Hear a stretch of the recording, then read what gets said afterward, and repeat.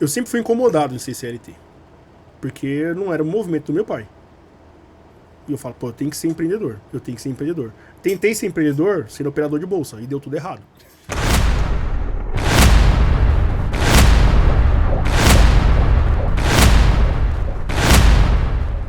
Fala, meus irmãos, tudo bem?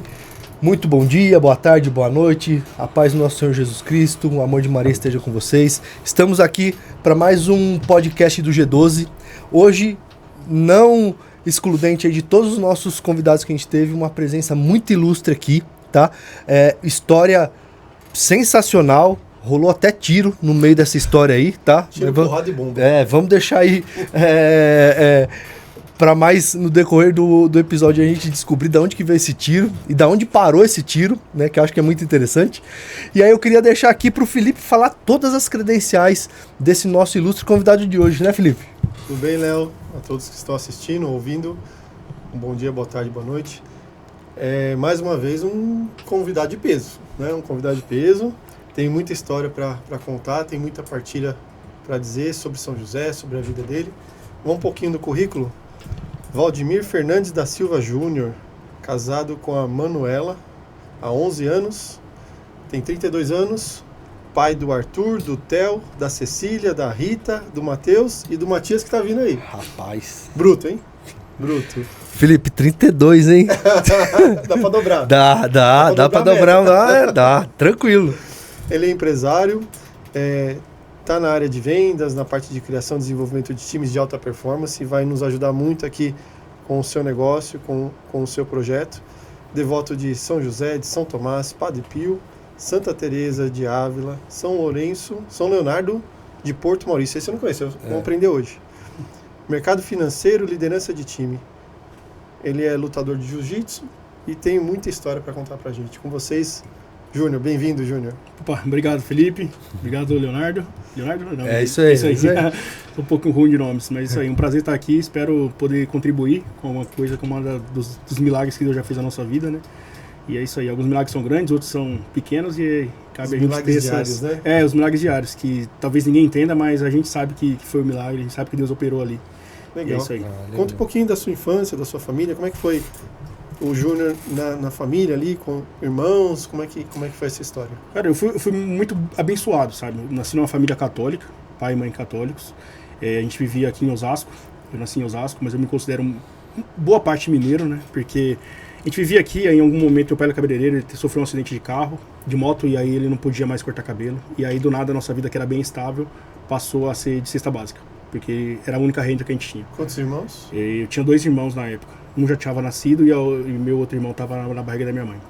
E aí no desespero a gente mudou para Minas, que era a terra natal da minha mãe, para começar do zero, onde o custo de vida era mais baixo, né? E aí tudo começou a mudar nas nossas vidas. Meus pais entraram ainda mais na religião. Lá era um lugar que não tinha muito acesso a padres, né? Padre celebrava missa uma vez por mês, uma vez a cada 45 dias. É a realidade do interior, né? É a realidade do interior. E aí era muito necessário que o ministro ocupasse esse espaço e não deixar a fé morrer. E aí meu pai e minha mãe, cada um cuidava de 2, 3 comunidades ali, todos os domingos. Então, às vezes em casa faltava um pouco da presença deles por causa disso, mas nunca foi um problema, porque eles sempre compensaram isso de uma forma muito boa. E aí uma vez eu sempre na bota do meu pai, né, empreendedor, né, meu pai revendemos pães, revendemos produtos de limpeza, revendemos balas, tudo que ele via de dificuldade pro pessoal do interior, ele falava, não, vou atacar nisso. Uma paradinha aqui, ó, desde pequeno. Empreendedor. E vendedor, né? Exatamente. Empreendedor, é isso aí. E eu era muito vaidoso, né, quando eu era jovem. E aí, às vezes eu não ia com meu pai pras coisas, sabe, eu participava mais dos bastidores, porque eu não queria me expor, não queria que ninguém me visse fazendo alguma coisa relacionada a dinheiro. Tinha essa dificuldade, né? Que muito católico tem, né? Esse problema com o dinheiro, né? A gente fica nesse conflito. Pô, tô ganhando dinheiro, isso é bom, mas isso tá fazendo mal talvez pra minha fé, tô perdendo um pouco da confiança em Deus, tô confiando mais no dinheiro. Então, desde sempre esse conflito aí me acompanhou. E aí, com 17 anos, meu pai morreu. 17 anos. Com 17 anos, meu pai morreu e ele era todo o meu objetivo, né? Eu nunca pensei em fazer a faculdade, nunca. Você ainda estava em Minas? Não estava em Minas, no interior. Eu sempre pensei, eu vou seguir o caminho do meu pai. Que lugar de Minas? É uma cidade próxima a Governador Valadares, né? Interiorzaço. Gabriel perto do Gabriel, Valadólares, né? Valadólares. Os meus irmãos moram lá, muitos dos meus amigos foram para os Estados Unidos, ilegal. Muitos dos meus familiares também. Era um caminho que, para mim, era bem possível e não foi. Era uma opção. Mas ele não convergia muito com o meu ideal de família, que era o que eu aprendi dentro de casa. E né? você é o mais velho. Eu sou mais velho. E aí, com 17 anos, Isso. sua família no interior, sem o pai, Sem o você pai. teve que assumir. Eu nunca precisei ser o responsável financeiro da minha casa. Meu pai, ele era aposentado por invalidez, que ele tinha uma mão que não funcionava, e ele tinha amnésia também, então ele não conseguia aprender nada novo. Entendi. E aí ele aprendia algo, no outro dia já tinha esquecido. Às vezes ia para um lugar, não sabia onde o carro ficou. Então a gente tinha essa limitação. E aí quando ele morreu, minha mãe recebeu essa transferência de benefício, isso ajudou bastante. Mas eu assumi uma responsabilidade muito grande por não chorar naquela época. Para não deixar minha mãe destabilizada. Porque minha mãe nunca tinha pensado em nada financeiro, era só aquela do lar, 100% do lar, e aí a gente caiu nessa nova realidade. E aí a gente veio para São Paulo no desespero, falando assim, vamos ver que lá é mais oportunidades, parente falando. E aqui eu vi muita coisa assim, pô, você tem que escolher sua faculdade se você ser alguém na vida. Se você não tiver uma boa profissão, você não vai ser ninguém na vida, escolhe sua profissão. E aí eu comecei a entrar em curso de faculdade, entrava, e aí vinha aquele conflito. Cara, meu pai tinha 4ª série. e a gente não foi rico, mas a gente nunca passou necessidade. Tipo o Silvio Santos. A gente nunca teve dívida. Sabe, meu pai nunca passou o perrengue. Foi só o perrengue de quando aconteceu o acidente nele, com ele, né? E aí isso foi um perrengue pra gente. E aí eu comecei a criar um bloqueio comigo, sobre faculdade. E aí eu entrava nos cursos, mas parecia que eu tava indo contra a minha história. E aí eu comecei a falar assim, não, eu tenho que dar certo sem fazer uma faculdade. Isso me atrapalhou bastante em alguns momentos, mas hoje eu dei certo, não só porque eu não fiz faculdade, não é isso, mas hoje eu consegui chegar em algo que eu tinha projetado lá atrás. Uma dúvida, não é cavalo de pau ainda, mas é uma dúvida. A morte do seu pai foi repentina? Foi. Ou ele estava doente? Não, foi repentina. Meu pai tinha 41 anos de idade, ele era muito saudável. A gente tinha feito o exame uma semana antes de sangue. Eu tinha dado a minha anemia e ele não, e ele ficou me zoando por causa disso. E aí ele teve uma crise de tosse muito forte e começou a vomitar sangue. Do nada? Do nada. E aí foi pro hospital público. E no hospital público, lotado, médico com vários casos aparentemente mais emergentes, falou pra ele assim, cara, essa dor aí Jesus cura. E como ele era muito religioso, ele levou aquilo pro coração. Ele falou, Rapaz, eu não devia estar aqui. E aí ele foi pra casa. E a gente morava a 80 quilômetros do hospital. E aí ele voltou pra casa isso na segunda-feira, e aí ele passou a noite inteira vomitando sangue. Eu ouço até hoje o barulho de alto-falante estourado, dele respirando, daquele barulho muito ruim. E eu e minha mãe rezando por ele. Tirou uma palavra, acho que foi Jeremias 16 ou de Jeremias 13, que falava de libertação. Então a gente tinha a convicção que ele seria liberto daquele sofrimento. E ele foi. E ele realmente foi. A palavra se cumpriu, né? Se cumpriu. Eu nunca me revoltei contra Deus. Nunca. Porque eu convivi por 17 anos com meu pai, então até hoje eu tenho diálogos com ele, sabe? Do que ele me ensinou. E eu trilhei um caminho que foi graças a ter tido essa experiência. Então, Deus foi muito bom comigo. Mas aquilo bagunçou muito minha cabeça. E aí eu, por ter um relacionamento também legal com Deus até, não sei, eu senti que meu pai ia morrer, né? Eu fui foi pra escola, quanto tempo isso? Entre a doença e a Entre- morte. É. Não, 3 dias. Ele começou com a crise no domingo, na segunda de manhã ele foi pro hospital, voltou, aí à noite a gente rezou por ele, aí de madrugada a gente teve que chamar uma ambulância da prefeitura para poder levá-lo. A ambulância levou ele pro hospital, até o motorista da ambulância, que era amigo dele, ficou zoando. Pô, Val, você, cara forte desse, vou ter que ficar te carregando. Quantas vezes você carregou as pessoas, que ele ajudava as pessoas que estavam passando necessidade, às vezes, de levar para o hospital, essas coisas. E aí eu fui pra aula, pra escola. E eu fui na escola e eu era uma pessoa legal, assim, na escola, agradável, assim, conversava com meus amigos. E de algum momento pro outro eu fiquei muito triste. E aí só veio na minha cabeça, a diretora vai entrar aqui e vai falar que meu pai morreu. Sério? Sério. O Espírito Santo já avisando. E aí ela entrou. De verdade, eu juro por Deus. Ela entrou e aí ela foi falar pra gente o que aconteceu no conselho de classe. E aquela angústia ainda não saía. Ela saiu, voltou, demorou 30 segundos e ela voltou. Putz. Valdemir, seu pai, que estava no hospital, não resistiu e acaba de vir a óbito. Desse jeito. Pra todo mundo. Pra todo mundo. Porque meu pai era muito conhecido na cidade. E ela também não estava se aguentando. E ela começou a chorar, eu comecei a chorar também, e aí, enfim. Aí eu queria ir pra casa pra chorar, pra não chorar na frente das pessoas, e nem na frente dos meus irmãos que eram mais novos que eu. Tive que pegar meu irmão de 6 anos na escola e falar pra ele, papai morreu. E ele, não, você tá brincando, sabe? E aí esperar quase 12 horas pra minha mãe chegar com o corpo, que era em outra cidade, uma turbulência e tal. E aí eu fui criando uma compartimentação, né? Peguei todo esse sentimento, joguei num cantinho lá e fui fingindo que isso não tinha acontecido. E tentando conviver. Mas foi me gerando muita sensação de insegurança, sabe? Porque, cara, se der tudo errado, pra onde eu vou correr? A segurança foi embora, né? Foi embora. Era todo o meu caminho era seguir os passos do meu pai. E aí eu comecei a entrar nesse conflito de entrar na faculdade, de não fazer as coisas, mas aí eu dei sorte de entrar numa empresa como office boy, lá em Alphaville, que eu tinha que entregar folhas de ponto para porteiros que eles terceirizavam na Grande São Paulo. E eu sempre fui muito comprometido com as minhas coisas. E aí eu comecei a fazer isso com muito afinco, e aí apareceu a oportunidade de crescer lá dentro. Eu fiquei lá 6 anos, mas em 1 ano e meio eu já tinha triplicado meu salário. Porque me levaram para o RH, eu virei analista de RH, não sabia o que era Excel, e aí eu comecei a aprender o que era Excel. Então já vai uma dica para quem é jovem, a primeira coisa que você tem que aprender, como se comunicar bem, ter inteligência emocional e trabalhar bem o Excel. Se você souber essas coisas, você não vai ficar desempregado, você vai conseguir crescer em qualquer lugar. Porque as pessoas hoje não são éticas, elas não chegam no horário, elas não têm comprometimento. Então se você tiver isso, já está na frente da maioria.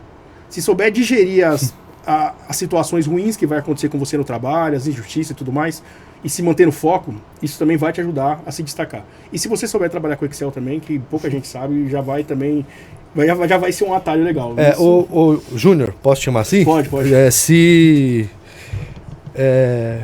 Eu também aprendi cedo, eu não cheguei a perder meu pai, né? Mas assim, eu aprendi cedo que o mundo não é justo. Não é. Então assim, e não adianta a gente querer ficar filosofando o porquê que o seu pai morreu naquele momento, o porquê que você voltou para São Paulo, questionando Deus. No final, Deus é Deus e ele sabe os porquês, né? Mas o mundo não é justo. E você falou, eu acho que algumas pérolas que eu concordo plenamente. Hoje, poxa, eu sou empresário, eu tenho funcionários. Hoje, se a pessoa chega no horário, se faz o que ela tem que fazer, ou seja, a obrigação. O básico. Hoje, essa pessoa já tem um diferencial. Destacado. Porque não se acha pessoas comprometidas. E com certeza você se destacou por entregar o básico. E que provavelmente você aprendeu isso com seu pai. Foi isso mesmo.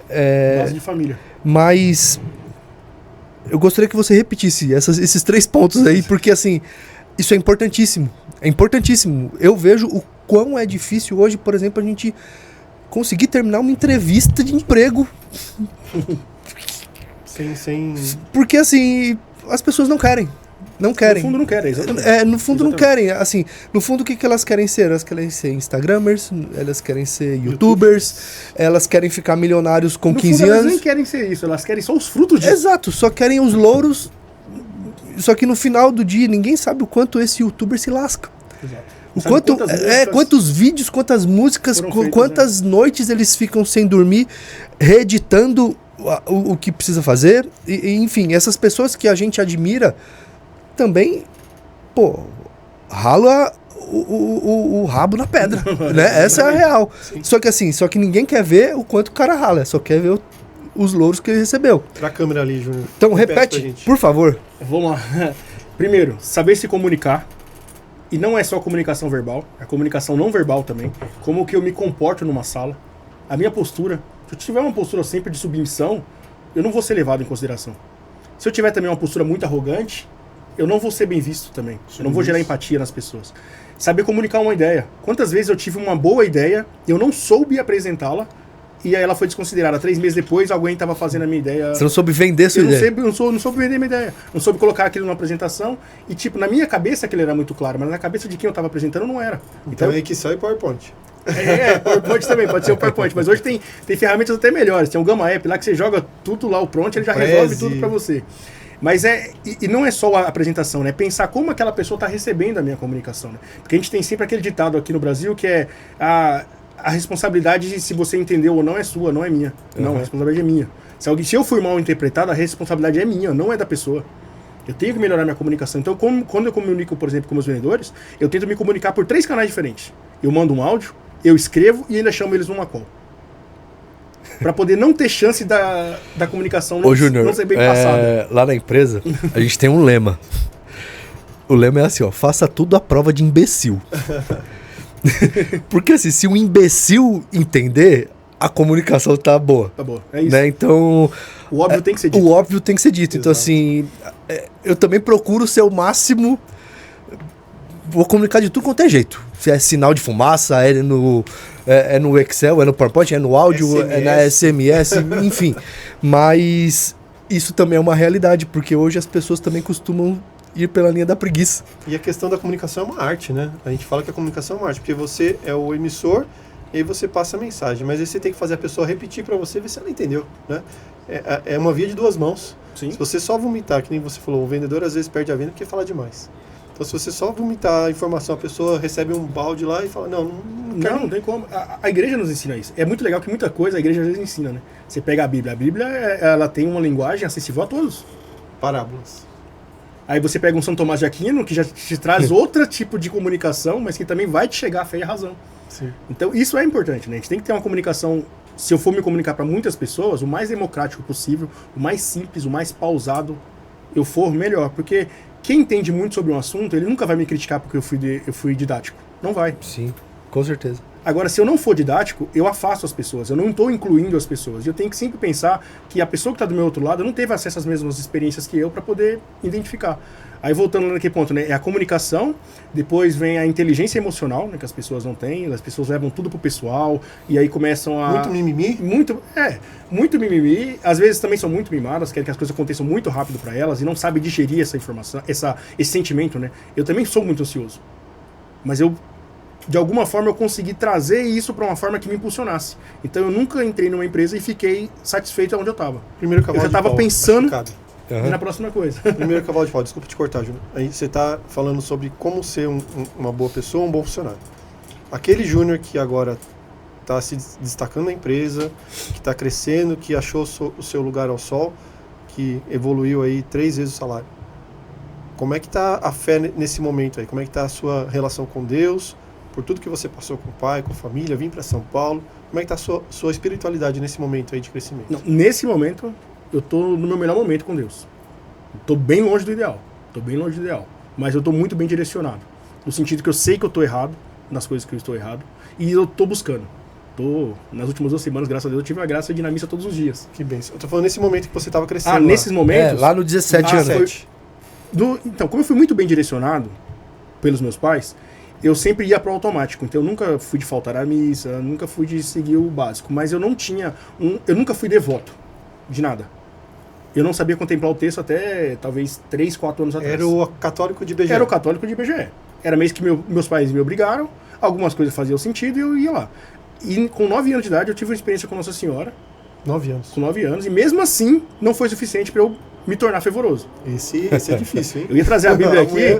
Nossa Senhora veio, fala mulher. A Virgem Santíssima veio e ainda a gente teve um acidente de carro, né? E deu perca total numa F1000. Ela quebrou o eixo no meio de uma curva a 120 mil por hora. Né? Um carro que, para dar perca total, tem que ter sido um estrago grande. Pesado. E eu fui o único que me machuquei. Eu tenho uma cicatriz aqui, em parte da lata entrou na minha cabeça. E molhou de sangue, a Bíblia fechada no painel, no salmo que na minha família a gente rezava todo dia, que era o Salmo 23. Com a Bíblia fechada. Com a Bíblia fechada. E aí eu falei da experiência que eu tive com Nossa Senhora. Eu não tinha 9, eu tinha uns 7 anos. Foi em 2001 por aí. Só tinha um irmão. E por muito tempo eu fiquei, cara, eu era criança, será que isso é verdade ou não? Será que isso é verdade ou não? Até hoje eu tenho essa dúvida. Eu sou sincero, até hoje eu tenho essa dúvida. Porque minha fé é pequena. Uhum. E aí eu tive depois uma outra experiência com Deus e eu tenho essa mania, eu vou digerir as coisas depois. Na hora eu não reajo com... Por exemplo, se entrar alguém armado aqui, eu vou tomar talvez uma boa decisão, vou ficar calmo. Daqui meia hora eu falo, cara, entrou alguém armado, eu poderia ter morrido. Sabe? Depois que eu vou processar todos os negócios, geralmente eu consigo agir com tranquilidade. E depois o Excel, né? Que eu falei que o Excel vai abrir muitas portas pra gente. Eu acho que eu dei muito cavalo de pau aqui eu mesmo, né? Você estava numa fase espiritual básica. Isso, básica. E aí veio um dos grandes milagres da minha vida, que eu sempre fui aquele jovem vaidoso que gostava de ficar namorando. Não tive uma vida promíscua, mas eu trocava sempre namorado. Então sempre, numa festa eu tô namorando, no outro pegando outro. Errado demais fazer isso, mas no interior era muito comum. E eu saía com os meninos mais velhos, né? Então não era nem o que eu queria, era mais o que o ambiente me levava. É responsabilidade minha, mas se você andar, você vai se perder também. Sim. Não tem como. Uma gota de água limpa não limpa um balde de água suja. Não tem como. Mas uma gota de água suja às vezes vai sujar um balde de água limpa. Vai. Então isso foi muito condicionado. Aí quando eu voltei para São Paulo, eu já conhecia a minha esposa, minha atual esposa. Eu conheci ela antes de eu ir para lá. Mas conhecia assim, de vista, sabia que ela existia. E aí eu sempre pensava, sabia que ela existia e tal, eu sempre pensava assim, se eu for pra São Paulo, como é que vai ser minha vida de relacionamento? Eu não vou conhecer ninguém e tal. Porque tava numa realidade, tipo, toda... Enfim, não era promíscuo, mas eu tava sempre trocando de namoradinha. E aí eu vim pra cá, a primeira vez que eu vi ela, eu me encantei de forma que eu não sei explicar até hoje. Porque foi Deus. Porque meu casamento salvou minha vida. Porque foi ruim que eu não perdi meu pai lá no interior de Minas, mas lá você tem menos referências. Sim. Então você se compara menos. Quando eu vim pra cá, que eu vi o quanto atrás da galera eu estava, que eu não tinha tido nem acesso à internet praticamente, eu não sabia praticamente nada, de ir no cinema, pegar um trem, pegar um ônibus, esse tipo de coisa. Eu começava a me sentir sempre pra baixo, sempre muito inferior, sabe? Sempre muito, e começava a vir aquele sentimento de capacidade muito grande. Já sofri muito bullying na escola também, por ter trocado de escola algumas vezes, então eu nunca tinha bons amigos assim, muitas vezes, e aí eu acabava sofrendo, né? Sim. Sofrendo bullying, e isso foi minando muito a minha confiança no decorrer dos anos. E como meu pai era muito presente, isso é bom, mas por outro lado ele vai tirando um pouco da sua autonomia. Então, Deus sabe de tudo, né? Então o fato de eu ter perdido meu pai proporcionou que eu casasse, talvez eu não tivesse casado. Então não sei se Deus tirou meu pai ou não, mas ele permitiu. E ele só permitiu e fez algo bom depois pra mim. Disso, né? Vamos pros tiros, eu quero saber dos tiros. Vamos chegar no tiro. Então. Aí eu me casei, e aí salvou minha vida, né? Porque isso me deu um norte pra como viver. Aí veio um filho, aí veio o segundo filho. Você se casou com quantos Com anos? 21 anos. Tá. Com 21 anos. Então você chegou em São Paulo com 17. E isso com 17, Quatro anos depois? 4 anos depois. A minha esposa não me queria durante esse processo. Mesmo ela não me querendo, eu tive outras namoradas durante esse processo. Mas sempre pensando nela e sempre revoltado. Por que essa menina não me quer, mano? Por quê? Eu ficava assim, sem saber explicar. Mas eu também não largava o osso. Ficava sempre aquele negócio na minha cabeça me martelando. Mesma comunidade e tal. E aí eu fiquei atrás até que uma hora chegou, deu certo. Ela tava eu dei um ultimato. Falei, ó, é isso. Se você não me quiser, já era, nunca mais eu vou te encher o saco e tudo mais. Ela foi pra igreja e recebeu uma palavra lá. Uma amiga até falou, recebeu a palavra que você recebeu? Acho que você deve dar uma chance pro Júnior. E aí essa chance tá até hoje, né? Aí uma semana depois eu já tava falando que me amava e aí tudo aconteceu. Glória a Deus. E aí era meu caminho muito natural ser pai. Porque foi o que meu pai me ensinou a ser. Então não era natural pra mim ter uma profissão, mas era natural pra mim trabalhar e ser pai. E aí a gente teve o Arthur, rapidamente. Depois logo já veio o Theo, com 1 ano de diferença. E aí eu tava ainda nessa empresa que eu cresci muito, que me ajudou bastante. Mas eu trabalhava como auxiliar de departamento pessoal. E aí chegou um momento que eu falei, cara, não tem como muito mais como eu crescer aqui. Aí e as contas tá no teto. Tinha mais dia que salário, né? Exatamente. E eu Tinha mais filho que eu tava com 23, 24 anos, competindo, lutando jiu-jitsu. Então eu tava com muita energia. E aí às vezes eu fechava 40 folhas de pagamento e tinha cara do meu lado fechando 4 e recebendo igual a mim. E aí eu olhava, o cara tinha 12, 15 anos de profissão. Eu falo, cara, não posso ficar aqui. Eu não posso, porque eu não vou conseguir. Se eu continuar tendo filho, não vai dar conta. A conta não vai fechar. E aí, minha esposa trabalhava no banco na época. E aí, eu ajudando ela a tirar uma certificação do banco, ajudando ela a estudar. Eu falei, vou tirar isso aí também. Fiz a prova e passei a certificação. Mesmo sem saber muita coisa. Os dois estudaram. Os dois estudando. Aí eu falei, cara, vou procurar aqui profissões que me fazem ganhar dinheiro acima da média. Aí descobri a de vendedor. Que vendedor de fato era na profissão. Pra você ver como minha cabeça era fraca para profissões. Porque minha cabeça era só do empreendedorismo. E aí eu peguei e falei, eu tenho que virar vendedor de um banco. Já tirei a certificação. E, cara, acho que todo mundo que quis entrar no Bradesco aqui de Osasco entrou. Só eu que não. Cara, eu mandei muito currículo pro Bradesco. Eu fiz muita entrevista no Bradesco que eu não passava da primeira fase. Eu não sei explicar o porquê. Só foi no Bradesco. Em outros lugares, eu acho que eu nunca fui reprovado numa entrevista. Não fiz tantas assim. Mas no Bradesco não era lugar pra eu entrar. Talvez porque eu não ia me adequar lá, ficar na caixinha. Eu sou, enfim, meu comportamento é um pouco distoante. Até porque banco é a caixa dentro da caixa, né? Você tem que seguir a cartilha e aí, depois de 20 anos, vai ter um salário muito alto, né? E vai ficar louco, né? Pode ser que fique louco no meio desse percurso. E aí eu comecei a tentar entrar no banco, não consegui. Aí conheci o mercado financeiro, day trade. Aí a promessa do day trade é o quê? Você faz seu salário, é sua capacidade, se vira. Eu falei, era isso que eu tava buscando. Desespero. Peguei o Excel, projetei lá, falei, olha, se tudo der certo, em 2 anos eu compro o mundo. Eu quero saber do tiro. Ele tá enrolando, não tá falando. Não, vai chegar. Aí que aconteceu? Quebrei, perdi tudo que eu tinha. Eu tinha uns 70 mil reais, que era muito dinheiro na época, né? Eu fiquei 6 anos, queimei tudo no day trade. 1 ano e meio. E eu também não queria provar para as pessoas que eu tinha feito uma burrada. escolha ruim, A né? esposa... E todo mundo, não, chegava primo, cara, você foi muito burro ter saído. As pessoas, em vez de aprovar, de te apoiar, elas sem querer, ou então de propósito, elas chegam e te trazem algumas coisas que te deixa muito mal. É que dá prazer, né? Pisar no pescoço. É né? incrível, por isso é difícil, é Deus que tá por nós e já era. E aí eu queria provar que não tava, então eu levava carne boa, cerveja boa pro churrasco, não abaixei o custo de vida lá alto, então eu mais gastei dinheiro do que perdi na bolsa. Devendo... O meu saldo na bolsa foi R$3 mil, negativo, em 1 ano e meio. Eu sobrevivi muito até para essa estatística, a galera quebra antes. E aí, tudo desesperado, não tinha mais o que fazer, eu peguei o cartão de crédito emprestado da minha sogra. Ai. Pra poder alugar um carro. Não, duas palavras na mesma frase. Cartão de crédito Rapaz. de sogra. Não, mas pra poder alugar um carro e dirigir no Uber. Tá. Caramba. E aí eu fechei o computadorzinho da bolsa e falei, olha, se der certo no Uber, eu vou dirigir de Uber de manhã e operar à noite. Ou operar de manhã e dirigir à noite. E aí fiquei um mês só dirigindo. Quando eu fui ligar o PC já derreteu a memória RAM. PC muito bom que eu tinha. Fritou. Tá até hoje lá em casa fechado e não funciona.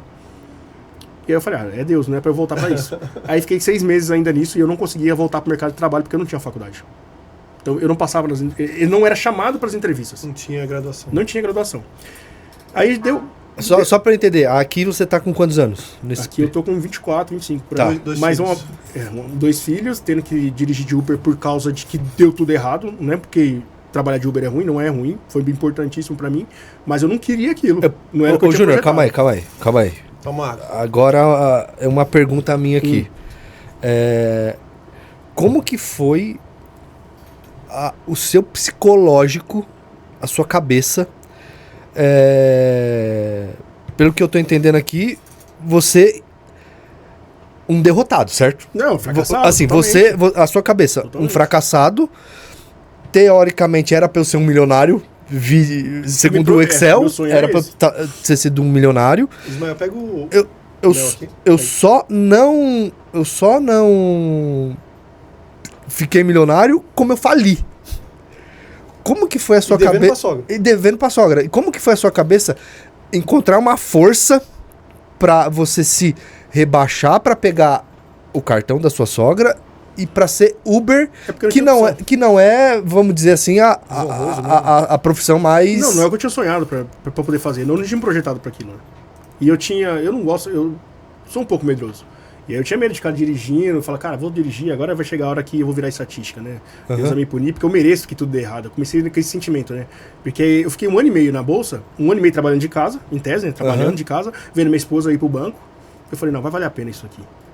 Aí depois todo esse sentimento voltou contra mim, né? Falei, cara, eu fiquei 1 ano e meio em casa, agora é minha esposa que tá praticamente bancando tudo. E eu tô aqui no desespero, tô pegando o cartão, tá sobrando talvez 600 quanto, porque eu não dirigia sábado e domingo ainda. Sim. Era só de segunda a sexta. Putz. Pra poder não me expor a realidades enfim, a violência. de tudo mais. balada. Mas aí, como eu já lutava jiu-jitsu, era faixa roxa na época, isso me dava muita força, sabe? O jiu-jitsu me deu muito autoconfiança. Mental. Muito autoconfiança. De na diversidade mesmo dá pra virar. E não só me deu, mas me fez perceber que eu era forte. Cara, Porque até então eu nunca tinha brigado. isso Eu só tinha, falta muito, né? eu só Falta. apanhava. Eu só apanhava na rua. Eu só apanhava na escola. E às vezes, com medo de apanhar, eu cedia. E aí no jiu-jitsu você descobre que num ambiente controlado você pode se testar de verdade. Só pra frisar isso, a gente vê hoje tempos fáceis, homens fracos, né? E a questão da arte marcial, da luta, de ter um ambiente em casa que você possa ser homem de verdade, né? Ter um pai como referência, que no seu caso foi no seu tempo, foi um bom pai, foi uma referência boa. Hoje os meninos não têm referência, hoje os meninos não têm pai, a maioria é separado. Esse é o principal problema do mundo. Não tem uma arte marcial, um sensei, e aí eu vou citar aqui o Alex, que já veio aqui no podcast, procura aqui na lista o Alex falando sobre quanto a arte marcial ajuda no crescimento, na disciplina. E aqui está o Júnior falando novamente, preparar homens para a dificuldade, né? É isso aí. E você preparando também seus filhos para a dificuldade, né? É isso aí. Então o jiu-jitsu, a arte marcial te deu força para continuar. Continua. Me deu força pra eu me conhecer e me testar de verdade. Me testar em competição com alguém que eu não conheço, um homem do meu peso de 120 quilos, segurando meu braço, querendo estourar, e aí, vou desistir ou não? Vai bater ou não? E às vezes você desiste e começa de novo, tá tudo bem. Eu desisti e tá tudo bem, entendeu? Você aprende também que... Não, mas você aprende que desistir tá tudo bem. Que às perder vezes. é do jogo também, né? É melhor desistir e começar de novo. Sim. Ou você vai estourar o braço e vai ter a consequência de 6 meses afastado. E você vai descobrir que você tem mais força do que você imaginava. E que às vezes você vai chegar no limite e não vai dar merda, sabe? Desculpa a palavra, mas não vai dar merda às vezes. Então e foi isso. E aí foi aí que eu fiquei depressivo nessa época, eu fiquei deprimido. Não tive nenhum diagnóstico, não fui nem psicólogo, nada, mas eu fiquei deprimido. Tanto que eu fiquei 3 anos longe do jiu-jitsu depois disso. Porque eu não via que, tipo, eu poderia me dar o luxo de treinar se eu tava numa situação de vida... De bosta. De bosta, financeiramente. Sim. E aí eu tive a sorte da Empíricos estar tentando contratar alguém com certificação e pagando um salário muito baixo na época. Empíricos da Betina e tal. E aí eu entrei lá. Eu dei muita sorte de ter passado lá. Eu cheguei na entrevista, cara, e aí fora que a comunicação foi muito importante. Nessa mesma entrevista tinha gente formada na FGV, tinha gente com MBA, e eu lá com a minha catequese. E o marmita. A catequese. Só isso. O que você tem? Eu tenho a catequese, cara. A catequese é a CPA 20, era isso. Caramba. Entendeu? E aí eu consegui me destacar na comunicação, consegui contar um pouco da minha trajetória, as pessoas viram verdade em mim e me contrataram. Fiquei 10 meses lá, na área de atendimento, atendendo telefone, falando com pessoas, ensinando as pessoas a investir, contando a minha história. SDR. Era relacionamento, suporte. Sim. E aí eu tinha que falar sobre investimentos. Como eu tinha tido uma experiência, eu conseguia trocar muito bem com as pessoas, né? E eu fui me sentindo confortável com essa parte de comunicação com pessoas que eu não conhecia, que até então eu era muito introspectivo. E aí, ansioso, querendo ser promovido lá dentro, e lá eu tava na ponta do banco ainda, né? Porque tinha gente muito mais tempo lá que eu vi que não tinha como eu ser promovido. E ir para a área de análise também não tinha como, porque eu não tinha uma boa formação. E aí eu fiquei meio perdido. Aí eu descobri a área de vendas lá dentro. E aí quando eu descobri a área de vendas, porque não sei, eu acho que todo mundo é um pouco assim, né? E tem um pouco de preconceito com o vendedor, né? Ah, vendedor é quem? É aquele cara que fala errado e tá lá querendo enganar os outros. Todo mundo. Ou todo mundo que deu errado vai querer te empurrar, virou vendedor. Todo mundo que virou errado virou vendedor. Aí um dia eu peguei e descobri o quanto que o vendedor ganhava. Eu falei, ué. Não é tão ruim assim. Ué, por que essa galera tá criticando esse povo aí? Aí descobri, pô, mas o cara é engenheiro formado e tá trabalhando ali como vendedor. Por que será?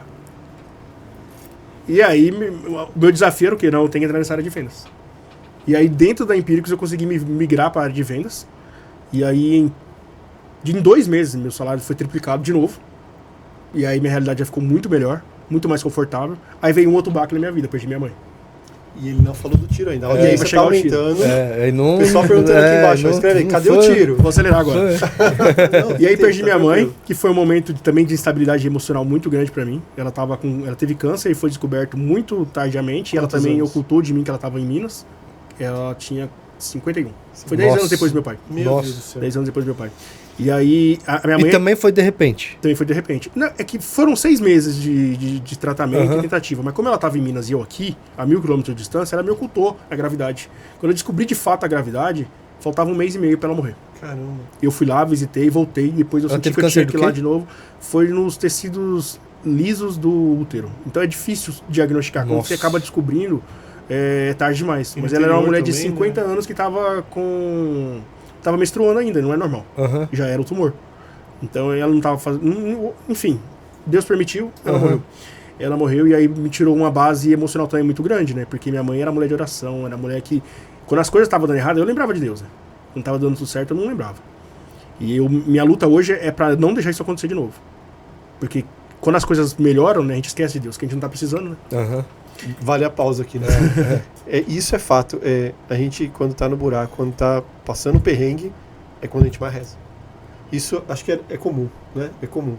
Quando as coisas aliviam, o barco tá em alto mar, vento de proa, céu limpo... Velocidade de cruzeiro... Aí a gente Deus relaxa. não existe. A gente relaxa, né? E eu sempre ficava lembrando de Jó, né? Eu falei, cara, será que eu vou amar Deus se tudo acontecer de errado? Se eu não ser tão fiel como Jó? Não tô na situação de Jó, mas tô numa situação ruim de novo. Emocionalmente, né? Tava quebrado. Como é que eu ia trabalhar? Aí entrou na pandemia. Eu fui visitar minha mãe, ela morreu, eu não consegui voltar de avião. Por causa que começou a pandemia, bem naquele momento. Aí é uma realidade totalmente diferente. Em casa, trabalhando com vendas, mas por outro lado, me destravou. Eu comecei a vender e a parte financeira... Aliviou? Assim, o dinheiro não é tudo, mas é mais fácil sofrer com dinheiro. É mais fácil. Porque ele te dá um conforto. Porque não ter grana não é o dinheiro, mas é a insegurança de você proporcionar algo para sua família, de você proporcionar segurança para sua família. Então ele pega muito pra gente, principalmente pra mim, né? Porque sou homem, não sei os demais, mas pesa muito.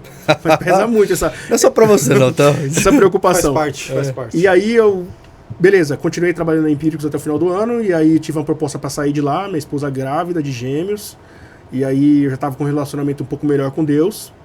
Eu rezei e Deus falou, vai. Aí eu saí do CLT, que eu tava na Empíricos, pra ir pra um lugar PJ. E aí assim que eu abri mão de FGTS, abri mão de tudo. Aí quando eu entrei lá, não era o que eu imaginei. Puta. Eu tava vendendo 400 mil por mês como vendedor, entrei lá pra poder vender trial. Meu Deus do céu, trial teste de 7 dias. Né? Eu tinha que convencer a pessoa a passar R$1 no cartão. Meu Deus do céu, como que eu vou ganhar dinheiro nisso aqui? Fiz besteira.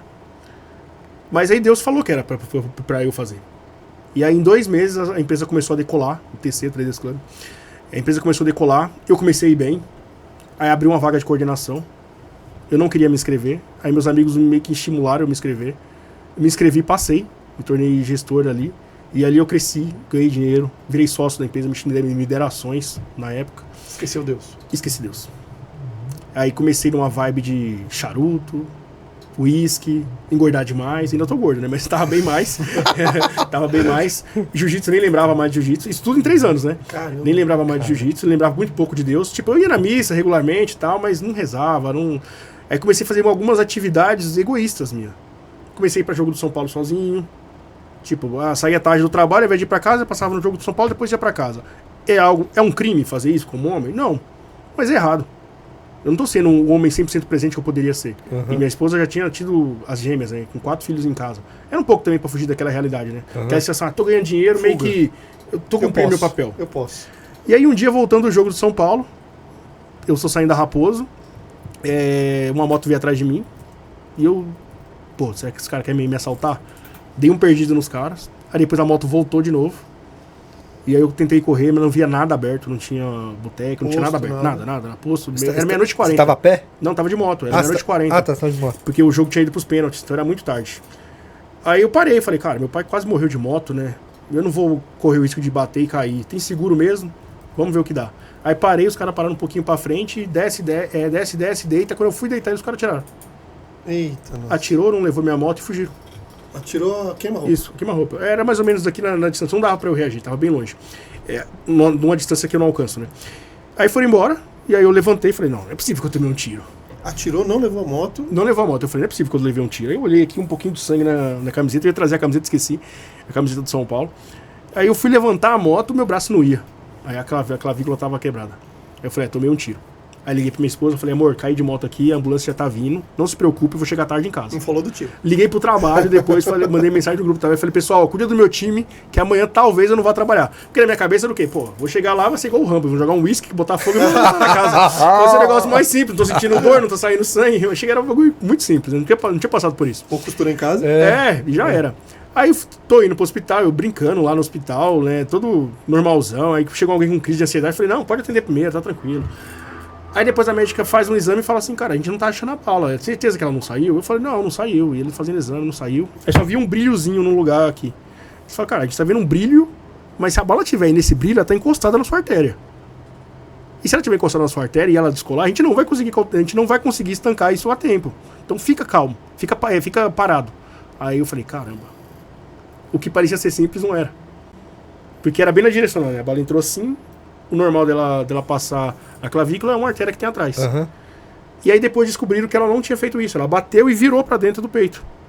Caramba. Então alguma coisa fez com que ela não conseguisse seguir o caminho dela normal, que eu chamo de Deus, pra poder furar a artéria.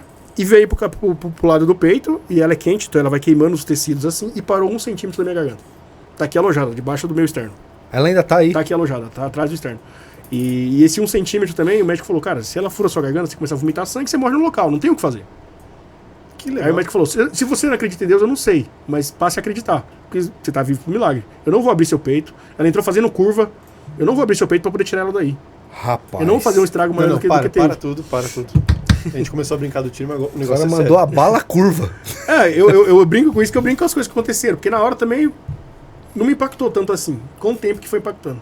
E você foi pro hospital como se tivesse... Como se nada tivesse Caído, acontecido. caído Aí todo depois minha tropeçado. esposa chegou lá, né? Que ela é meio desesperada, né? Chegou lá assim, cara, o que aconteceu? Eu falei, então, amor, eu tomei um tiro. Mas fica calma, tá bem. Que ela chegou lá no local mesmo, né? Minha sogra foi com as crianças. E aí, como eu demoro pra digerir as coisas, né? Com o tempo que eu fui digerindo. Falei, cara, o médico falou que é um milagre. Por que eu não tô acreditando que foi? Por que eu tô achando que foi coisa pequena? E aí eu fui percebendo depois os impactos daquilo na minha vida. Você sofre o efeito retardado, né? Exatamente, é assim. Eu só reajo depois das situações. Que doideira. Depois que eu vou digerindo. Eu tô até hoje digerindo isso. E até hoje tá aumentando a minha fé. Então não aumentou a minha fé lá. Tá aumentando a minha fé a cada dia que passa. Porque a cada dia que passa eu vejo as coisas que eu tô fazendo, os filhos que estão nascendo na minha casa. Caraca. E vendo que se eu não tivesse vivo, isso não estaria acontecendo. O plano de Deus era muito maior. Exatamente. O permitir de Deus foi muito importante. E eu já tô gerando uma outra ansiedade na minha cabeça. Falei, cara, se Deus me salvou da morte 2 vezes, ele espera algo muito grande mesmo. E ele vai me cobrar disso. Só tem mais 5 vidas, né? São 7 vidas, só tem mais 5 só. Não sou bonito, né? Mas pode falar que eu tô com vida de gato, né? Mas isso me despertou, sabe? Pra poder eu voltar e olhar pra minha família de forma mais presente. Não que eu tava sendo totalmente irresponsável, mas não tava adequado como um homem de Deus. Mas calma aí, eu acho que você falou um negócio que eu concordo plenamente e é muito mais profundo do que talvez a gente... Imagina. Se Deus permitiu que você ficasse nessa terra, ele te espera algo muito maior do que você... E é justo que ele me cobre. E é justo que ele te cobre. Então, assim... E eu penso muitas vezes, eu fico filosofando eu e eu mesmo, né? Porque assim, muitas vezes eu me sinto uma pessoa privilegiada por Deus. Pela família, sabe? Por algum sucesso que eu tenha conquistado, algumas coisas assim. Eu paro e penso e falo, peraí, eu preciso fazer alguma coisa para devolver isso para Deus, né?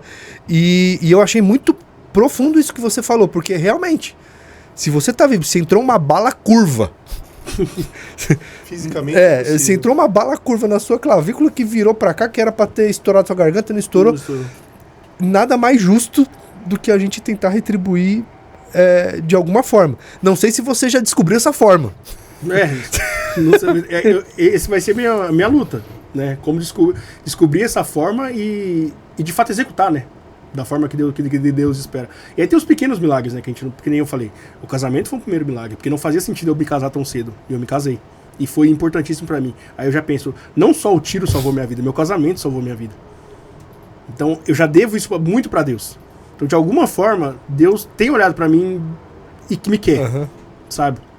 Porque eu poderia... Apesar de ter nascido num lar católico e tudo mais, eu poderia ter me revoltado contra Deus, porque eu perdi meu esteio, que foi meu pai. Eu podia ter me revoltado contra Deus, perdi meu esteio, que foi minha mãe. Eu podia ter feito um pouco do que meus irmãos fizeram, que é se afastar um pouco de Deus. É justificável, né? É legítimo. É legítimo.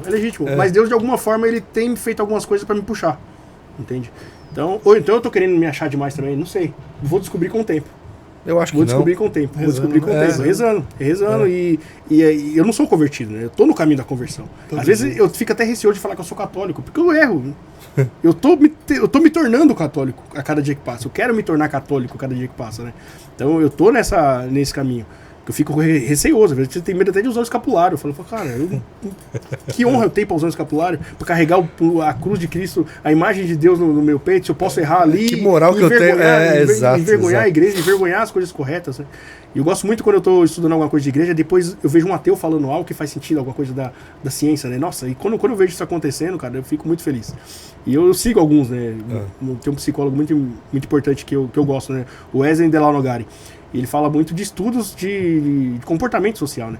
E aí quando ele traz algo que conversa com o catolicismo, conversa com a filosofia de São Tomás, eu falo, nossa, eu fico, é um êxtase. É isso, ateu, graças a Deus, né? A gente já tá caminhando pro final do podcast. Mas assim, o Júnior tá indo bem, passou por todos os perrengues da vida. Mas rolou a história do tiro. Rolou o tiro, finalmente.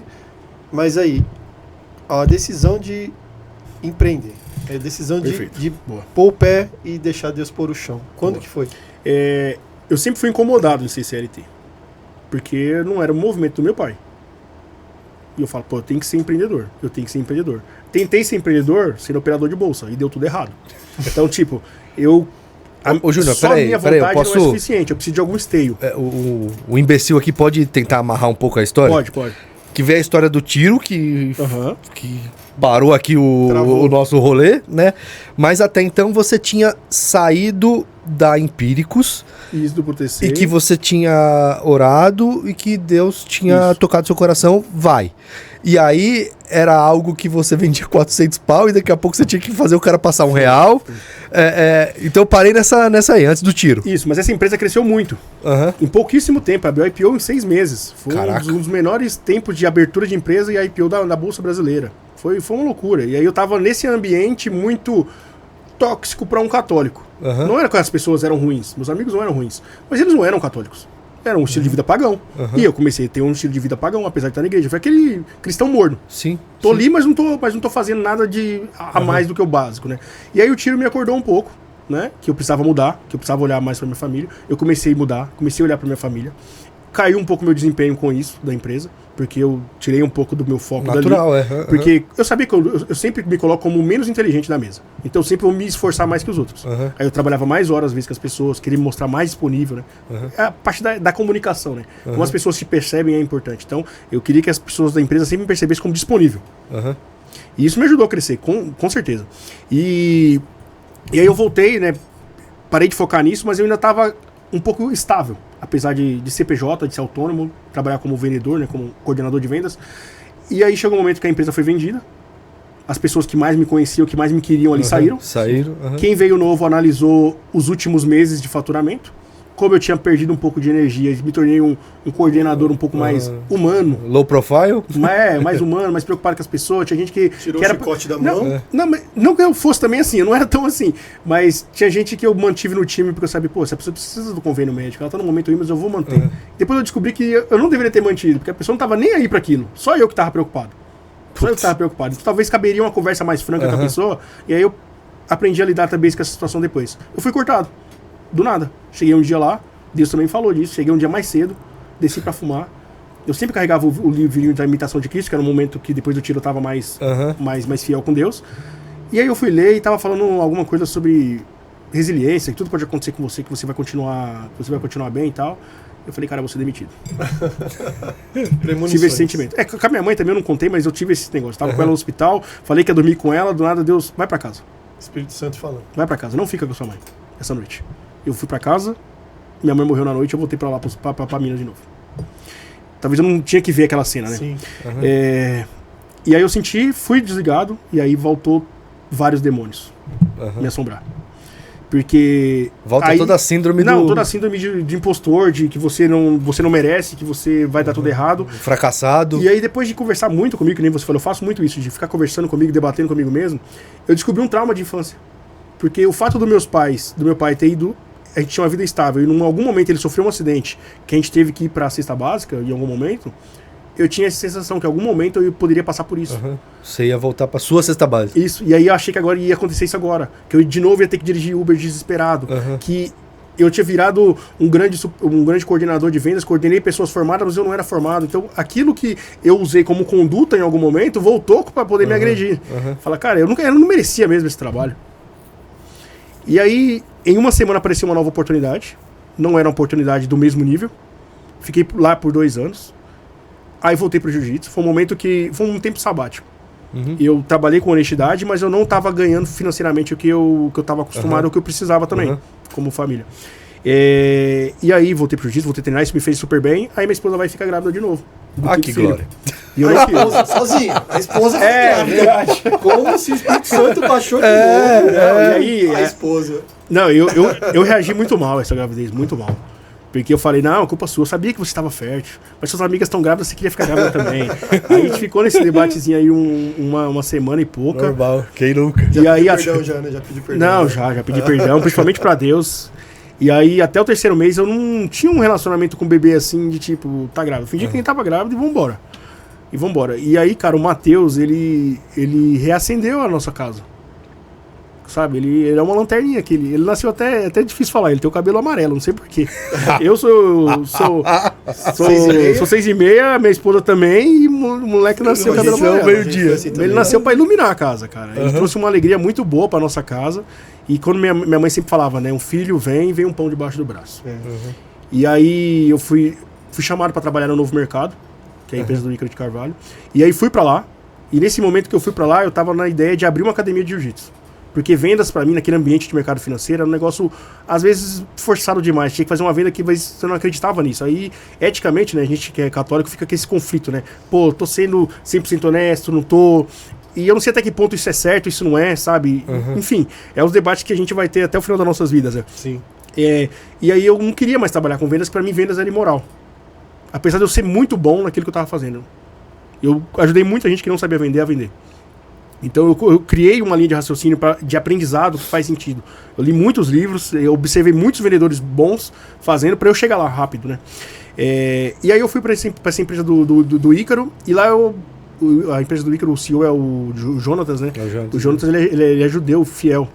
E os judeus também têm um comportamento moral muito perto dos católicos, né? Muito próximo do que a gente acha ideal. E lá eles sempre prezam por uma venda que faz sentido para o cliente. Eu entrei até uma vez no debate com o Jonatas, porque eu vinha no mercado financeiro, se o cliente quer pagar o dobro, deixa vender, vende. E eu vendia, e eu bati muitas metas assim, às vezes. Vendendo um produto por um preço maior. Falava que o preço era maior, topou pagar, vai. E aí, quando eu entrei e coloquei um pouco disso, o Jonatas, não, mas não é justo. Eu falei, cara, mas o cliente tem mais poder aquisitivo, ele vai dar mais trabalho pra gente. Não é errado do jeito que eu tava pensando, mas ele falou, mas não é justo que o preço não é esse. Certo é certo. E aí eu falei, caraca, que legal. Quebrou uma crença minha, um judeu veio quebrar uma crença minha, né? E com dinheiro ainda. Eu aprendi isso em relação ao dinheiro, e aí eu aprendi isso e eu falei, cara, que legal. E aí eu peguei e comecei a voltar a minha energia pra venda de novo. Falei, não, venda pode ser bom. Porque venda salvou minha carreira lá atrás, salvou um pouco do meu casamento lá atrás. Porque eu tive a oportunidade em pouquíssimo tempo de triplicar meu salário, que se eu fosse numa carreira tradicional, ia demorar anos. Sim. Ia demorar anos. Ou então eu tinha que voltar, entrar na faculdade, começar a carreira do zero, virar trainee, me destacar e ser bom, não ser só bom, ser bom e parecer bom melhor que os outros. Aí lá se vão 20 anos. Ou então você entra numa empresa, você tem que ser político demais, né? Você tem que ficar puxando saco, você tem que estar ficando dando risada para pessoas que você não gosta. E aí, vendas não é isso, né? Sua performance é muito número. Ou você é bom ou você não é bom. Não tem muito o que fazer. Entende?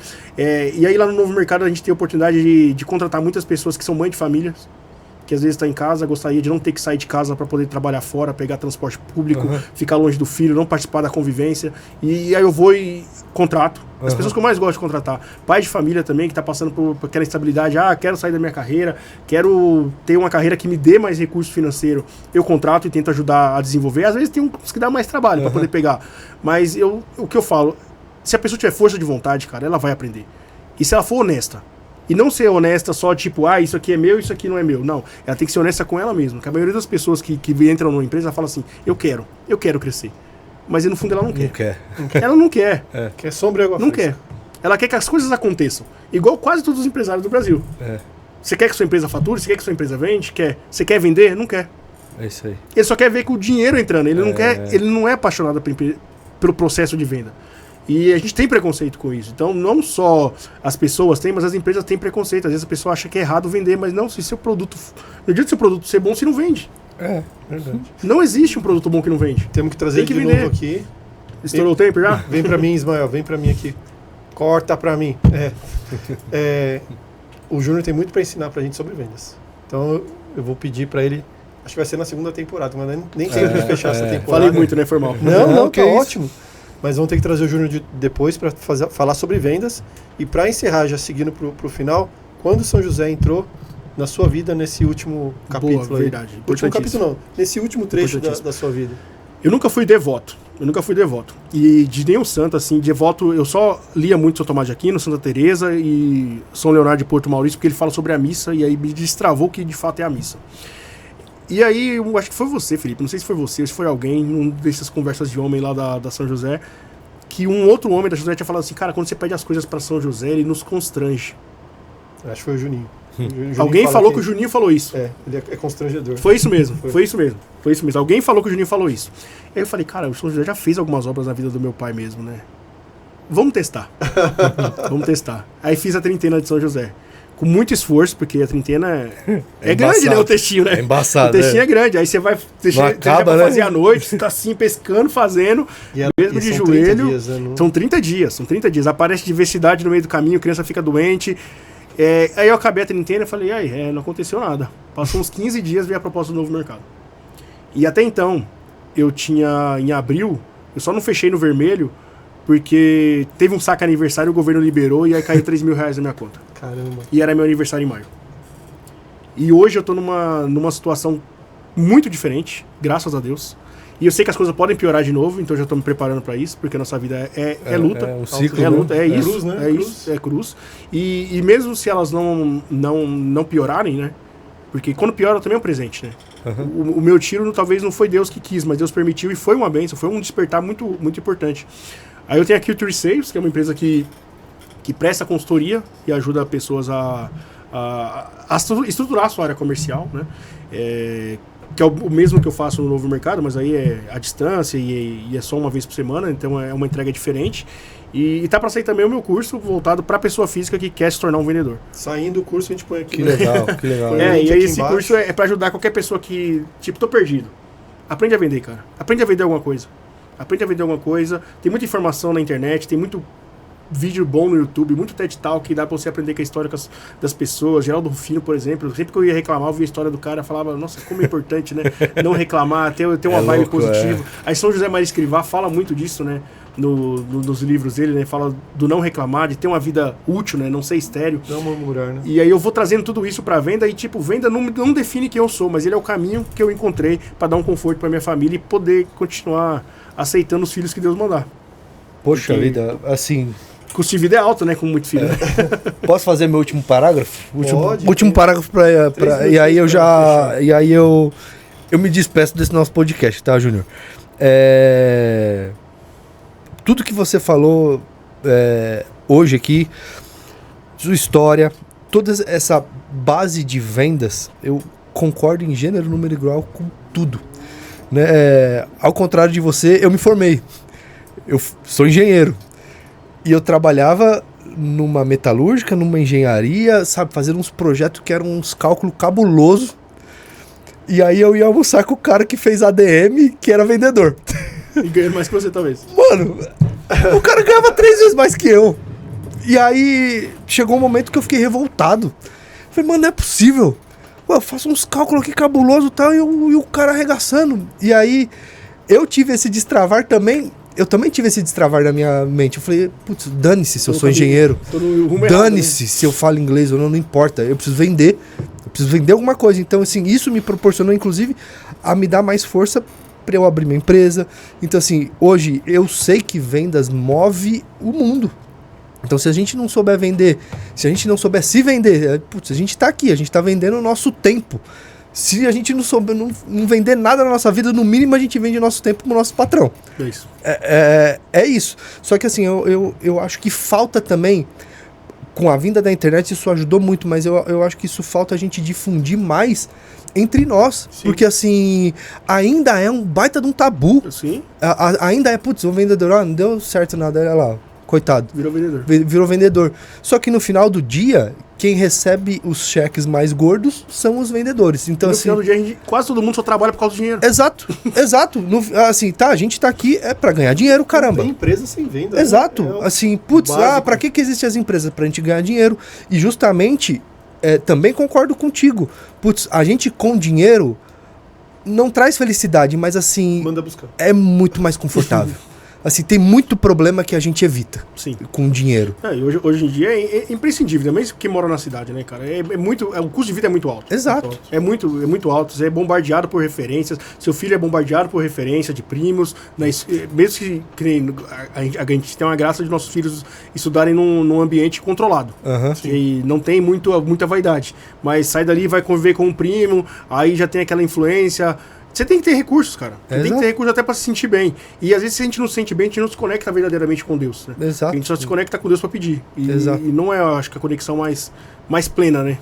Cara, eu tenho uma palavra aqui que fala assim, a gente não sabe de nada, uma frase.